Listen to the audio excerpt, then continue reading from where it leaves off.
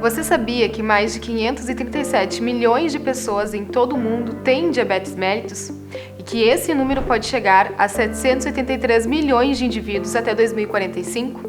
Além disso, cerca de metade desses pacientes irão desenvolver uma complicação séria, a doença renal do diabetes, que pode levar à necessidade de um transplante renal. Identificar quem está em risco de desenvolver essa complicação é essencial para prevenir ou retardar a progressão da doença.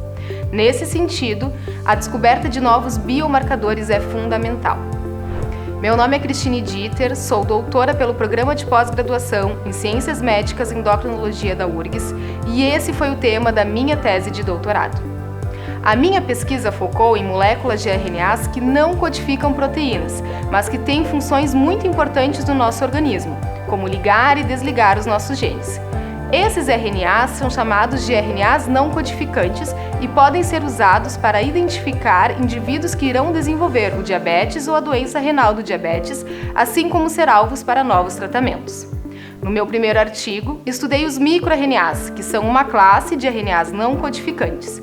A ideia foi simples. Assim como usamos exames de sangue para medir glicose e colesterol, a proposta era descobrir se microRNAs na urina poderiam ser usados para identificar a doença renal do diabetes. Examinamos pacientes com diabetes mellitus tipo 1 e descobrimos que 79 microRNAs aparecem em quantidades diferentes na urina desses pacientes com doença renal em comparação àqueles sem a doença renal. Além disso, encontramos 15 microRNAs que se alteram rapidamente nos pacientes cuja doença renal progride mais rápido. Esses microRNAs têm potencial de serem usados como biomarcadores para a doença renal, além de serem alvos para novos tratamentos. Nos meus próximos 2 estudos, analisamos outra classe de RNA não codificante chamada de RNA não codificante longo. Assim, nós avaliamos pacientes com diabetes sem complicações e descobrimos que alguns RNAs longos aparecem em quantidades diferentes em pacientes com diabetes em comparação a indivíduos saudáveis. Além disso, identificamos 3 RNAs não codificantes longos associados com as fases iniciais do diabetes mellitus do tipo 1, o que pode ser um ponto de partida para novos tratamentos.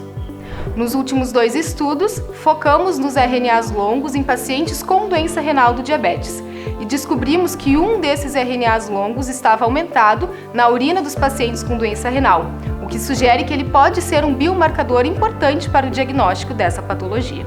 Também identificamos mudanças genéticas, os polimorfismos, que estão ligadas ao aumento de certos marcadores laboratoriais da doença renal, como a albuminúria.